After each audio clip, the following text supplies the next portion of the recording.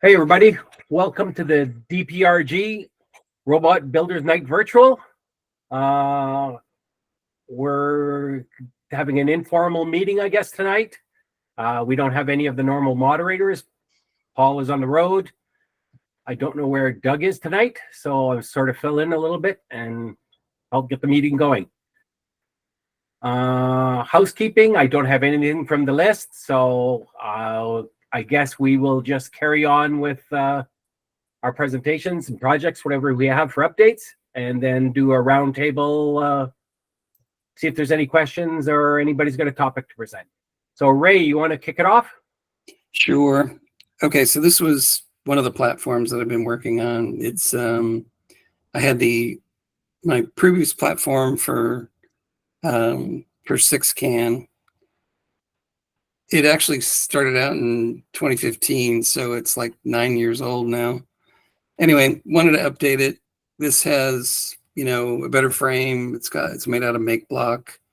Motors that I didn't get out of a bin at Tanner's. Actually, kind of chose them for their parameters, not for their availability at Tanner's. It's ESP32 based. And one of the things that I was trying to get going was this. It's like, this is actually the lens or the reflector out of a lantern flashlight. And there's a Pixie cam that's mounted in this base that's pointing up at it. So it kind of gave me a 360 degree view of the surroundings. This reflector, it doesn't quite have the right shape. So this had to be mounted a little bit higher, because when I was 10 feet away from the goal that I wanted to get into, if it wasn't at least this high, the two colored markers at the other end would disappear, because, like I said, it's not a perfect lens or reflector. So I had to increase it a little bit to be able to see a little bit further. It's kind of like, this is not a perfect sensor, because, I have to pretty much use what, the shape that it's in and stuff, or whatever optical properties it has. But to be able to work in 6CAN, it's got to work, pretty much all over the course. And you have to be able to see, all parts of the course. What was happening when it got closer to the goal, the blobs would appear so big that it wasn't allowing me to pick the center of the goal, because the closer I get to the goal, the more they are at an angle that that the goal that I want to drop the can off in. And so it was shifted a little bit towards the one side, and occasionally it would catch the corner of the goal. But for the most part, it worked. It works okay. Don't know if I'm going to pursue it anymore. I've got some other ideas I want to pursue, but that was one way to basically find the center of the goal that I wanted to drop the can in. The other one that I was working on. So, hey, Ray, before you get to that, do you think better shape for the reflector would help, or? Yeah, I could mount it lower. Like right now, the flashlight housing that's stuck up on the top of the robot, it's so tall it won't go underneath the goal anymore. Oh, okay. So I have to make sure that I stop before I get, to that. And it's on the back part. So I have to back out of the goal enough so that when I turn around, it doesn't, smack the goal. Yeah. And I'm just wondering if there'd be a way to do some processing on the image to get it so that you didn't have the issue with the big blobs, or?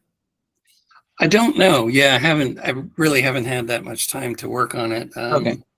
Because I was kind of like pursuing different things, but I haven't given up on it totally. I guess one of the other things that I was thinking about doing is actually extending it even a little bit higher up, and using, some easily recognized LED color like green or something, and having LEDs light the sidewalls, because from, looking pretty much down from the top of the robot, I could see the sidewalls.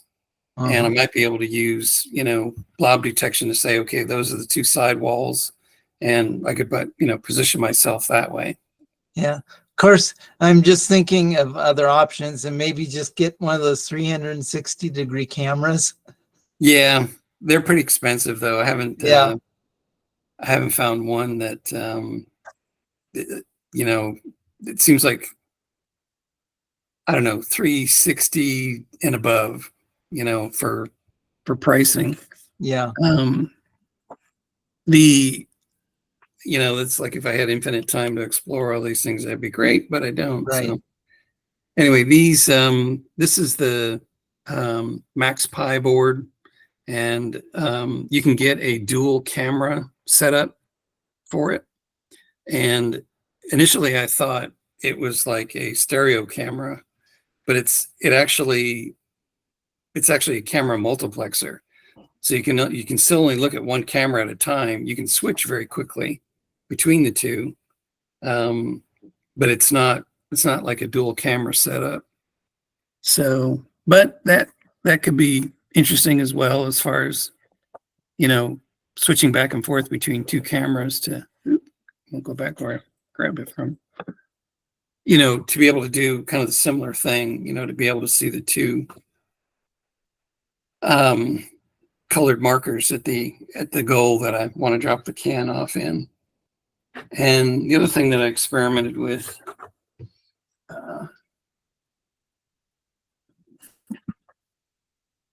on the old platform, where they're the pulse width modulation. I don't know if you can see them or not. The two pulse width modulation output distance sensors that Polulu makes. Okay. They're good for at least 3 meters. I don't know if these ones are good for 4 or not. I forget what the distance is. At least 3 meters. So I was using interrupts to process, the pulse width. That you get a pulse width basically that's proportional to distance. And there's a little formula that you have to use to actually get the distance from the pulse width. But it's just a few lines of code. I know Mike Williamson used 3 of the 8x8 sensors. These are just a single output sensor. So with 2 of them, and this is another thing, it's like, got to work in all situations all over the course. But if it was close to the goal, and I was looking basically for the shortest distance to one of the sidewalls, because these are pointed out at a 45-degree angle off the front or off the center. And there's kind of a gotcha in the logic. Like if the right side is pointing through the goal, you actually want to just turn and go through the goal if it's clear. But if you're looking for the shortest distance, typically the left side will be pointing at the opposite wall, and the long wall. And so it says, okay, well, I have to go to the left then, because that's the short, that's the closer wall. And what ends up happening is it goes back to the other goal and drops the can off in the wrong goal. So I thought, okay, maybe adding one more might, maybe I could look at all 3 of them and say, okay, I see the goal here, I see a wall here, and I see, another wall over here. So that way I could, maybe improve the logic to say, just follow the right one, not the left one, when you see the, maybe the center one pointing through the goal and not the right or the left. But so that, like I said, I kind of worked on this for a while, kind of said, oh, I always wanted to do this thing with that lens, kind of put this down, worked on that for a while, ended up having nothing. So.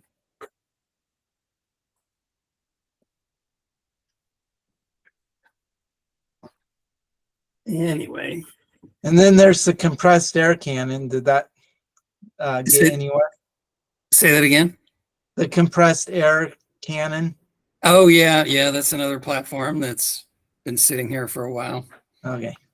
Yeah, and I actually wanted to use the OmniLens thing to help to aim the other setup, so that because if it's not targeted in the right direction, it's not like it's not like a rifle shot or anything. I don't have a lot of control when the thing blasts out air. It's, it can kind of go off to the left or right pretty easily. So I wanted to try to get into the center of the goal as best I could, but maybe if I had more time.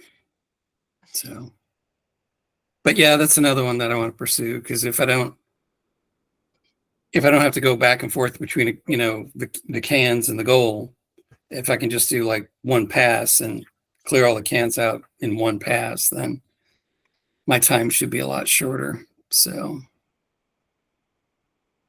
and then I was thinking, all of, God, what's his name? Scott's robots have LiDARs on them.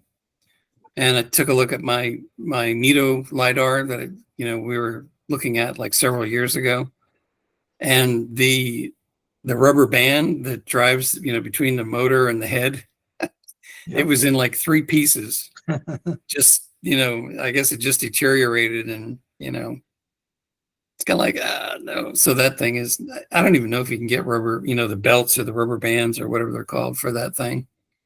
I haven't looked online to see if that's, a Yeah, paper. it seems like I've seen those before, and it seems like you could just find the right size rubber band almost.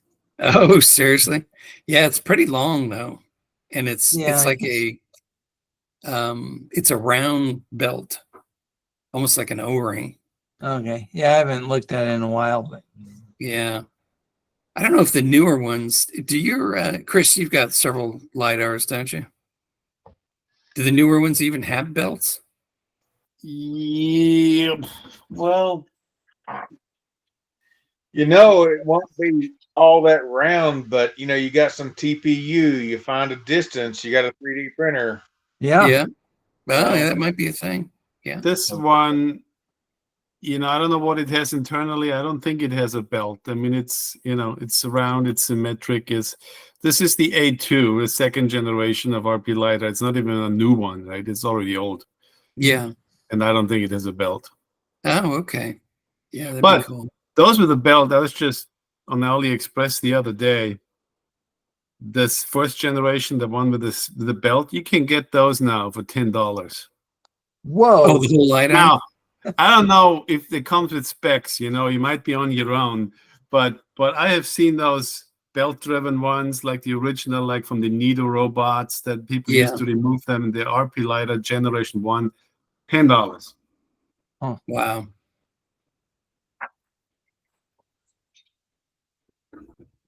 Might be worth a risk.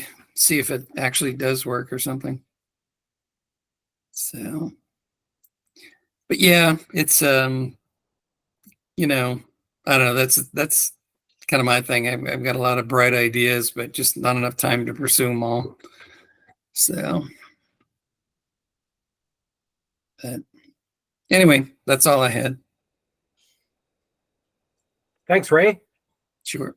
I guess we can open it up to roundtable discussions. I don't have anything present, and I don't think anyone else has volunteered yet so far.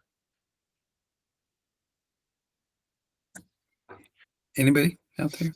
Yeah. Pretty quiet. Yeah, usually after the contest, it's like, things get pretty quiet. everyone exhausted from pulling all those all-nighters, right, and getting ready. Yeah, I don't know. I'll tell you what I did last night on my stream is I did a retrospective with my my streamer with my followers on my stream of what went on and what pros and cons and what happened and observations and we discussed where we're going to go next on it and after a bit of discussion and round, my gym bot's going to get an upgrade and I think we're going to use some new skills. Like I've got a laser cutter and I have never done anything with it, and I've got some of this 3 mil and 6 mil base wood that ought to be plenty of strong for doing all of that kind of thing. But because Gymbot itself just doesn't have enough area underneath to put in a proper set of motors. What I mean by proper, I can't get any more speed out of these motors. So if I'm going to compete next year, I mean, I came in third place, but I got a feeling Scott is going to amp up his things a bit. Then you had Mark doing whatever he's going to do, but Mark may not get full points because since he had a Machinum wheel, he didn't have to turn around, and I think he didn't have to. I didn't turn around either, but I believe they're going to put some rules in there. I thought I saw some stuff on Discord where we get another point if instead of just going 2 and backing up, we go 2, turn 90 degrees, and then go forward into it because that turning around is hard, which is why I don't do it, and that kind of thing, right? So in that case, if we're going to compete, somebody's going to turn around. Scott already does. See, so I'm just saying there's the bar. Right. You might be right because I'm thinking as you say that, oh yeah, there at one time or another there were some rules somewhere in there that says something about when you got at the end you had to turn around to go back. So yeah, it's been a couple years since I've read the rules, but I'm thinking, yeah, Harold, you have a point. So I wouldn't be. I don't know about the rule now, but Well, as I said, it's been a couple years. So yeah, since I've looked at them, so I'm thinking you're right. And it could have been an assumption that everybody made you turn around, right? It was just what you did, which is fine. Because I didn't know no better. I didn't turn around. So that kind of thing. And I also suspect that there will be I'm going to suggest, if I had somebody hadn't already, on the Foursquare thing, the folks with the Machinum wheels have a little bit of an advantage because they can, don't have to turn the corner. But I suspect that probably should be incorporated in the rules as well, where you get extra points for actually turning to face the direction as you go around. Or at least that's something we can discuss, right? And I think I don't think in 4 corners there should be extra points for turning necessarily. It's not necessarily an advantage to strafe sideways on a Machinum. It is always slower than going straight. Yeah. So it just is a topic of discussion. And if we decide not to, we decide not to. If we decide to, I mean, just thinking about things. Yep. And if we, I thought about that on the way home today. If we extend what we do with Quick Trip to Foursquare, maybe that's a thing, and maybe not. And so anyway, I did a retro on it. I pointed out to all the things that we're having with Gymbot. The fact that Gymbot is just rando. The time is the same every time, but they got rando.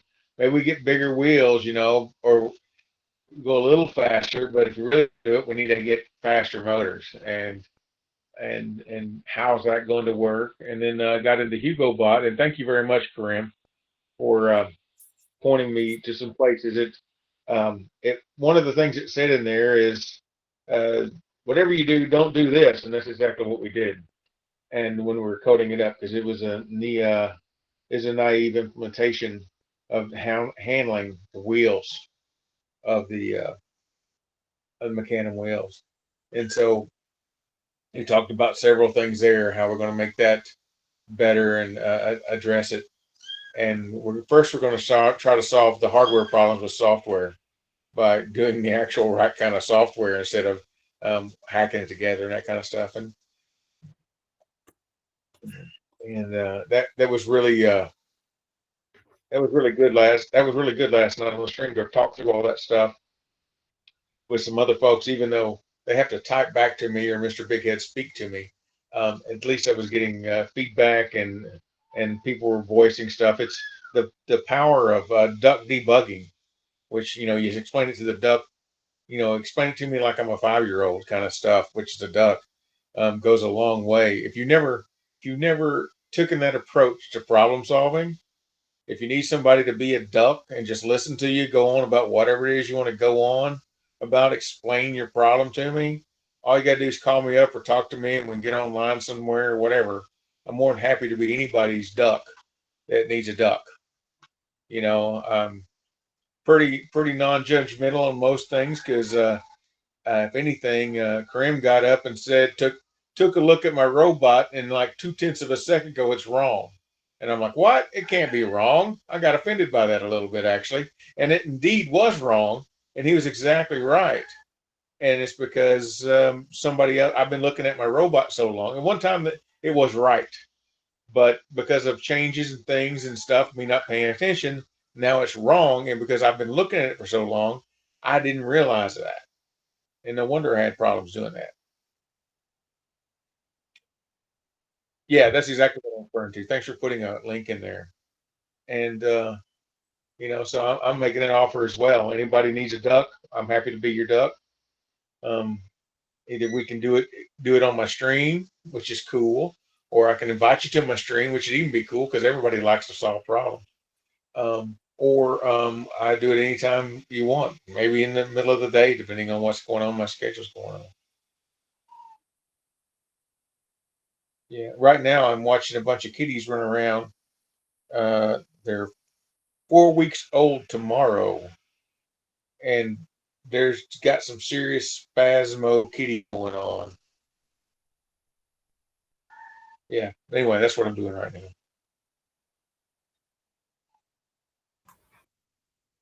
Thanks, Harold. That's very generous of an offer to help out online with some people. Anytime. Does anyone have anything else they'd like to bring up? Any questions?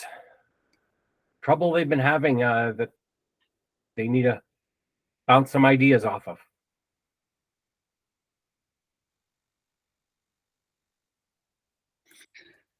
Yeah, not that a little bit of time and lots of debugging won't cure it. That's for sure.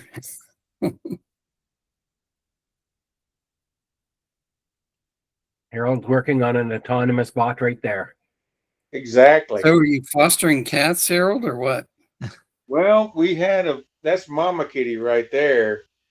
Yeah. Mama Kitty decided to go get herself impregnated about a couple of weeks, or we were planning on getting her handled or fixed when we got back from the wife's vacation. And well, she came home about a week and a half. As I came home, we started noticing she was getting a little extra hefty about a week and a half before we went on vacation. And well, it was a little too late. So after that, we have now 5 kitties. And I know somebody on this channel must want at least one new kitty. They bring joy into your life like you can't even possibly imagine. See, look at all the fun I'm having right here. I'm just saying. Yeah, they're okay until they decide to climb up your leg, with their newly formed claws. Well, Using your skin as a ladder. There are hazards, and I'm sorry, I tried to put a hazard warning label on these, but it didn't quite stick so well. So Yep. And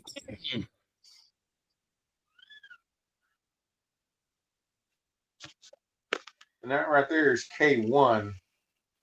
We've only named one of them because that's the one that the wife has decided to keep. Everything else is a K and a number. So that's K1, the runt of the litter, who's been just seriously spazzing these days, running around. So anyway, they discovered the bowl of water over there, except none of them have started drinking yet. But almost all of them have stuck a paw in it and figured out that there's something different about that floor in there, in that bowl. They don't know what a bowl is, but still.